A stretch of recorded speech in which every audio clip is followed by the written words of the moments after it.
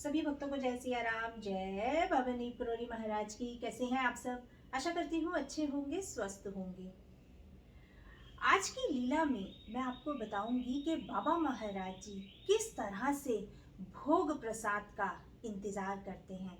हम जो भोग बाबा महाराज जी को लगाते हैं, किस तरह से वो इंतजार उसका करते हैं। आपने ये कितनी ही बार वीडियो देखा होगा या पढ़ा होगा बाबा महाराज जी के बारे में कि बाबा महाराज जी कभी भी पकवानों को इतना महत्व नहीं देते थे जितना कि साधारण भोजन को।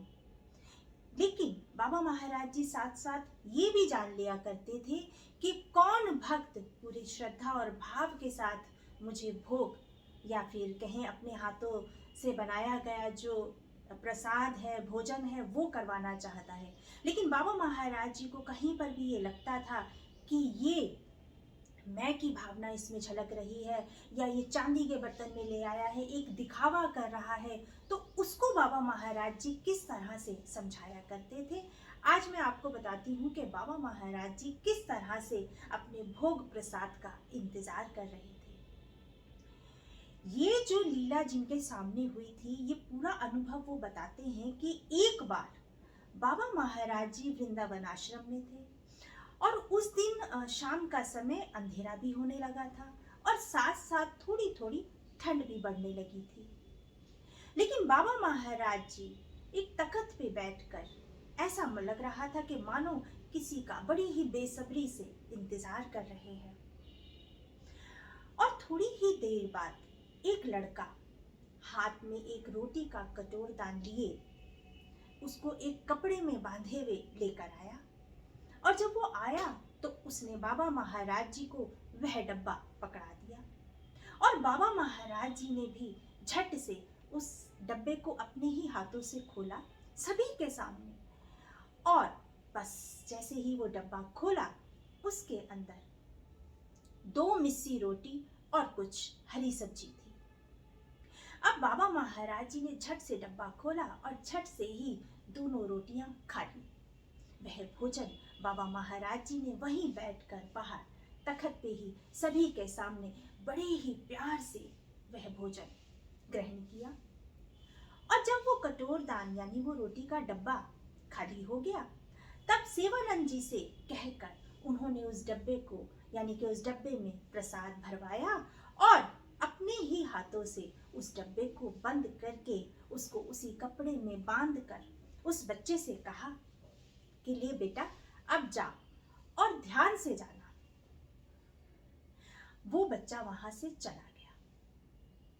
लेकिन बाबा महाराज जी अभी भी उसी तख्त पर बैठे थे, क्योंकि जब तक वह बच्चा अपने घर नहीं पहुंच गया, बाबा महाराज जी वहीं पर बैठे रहे।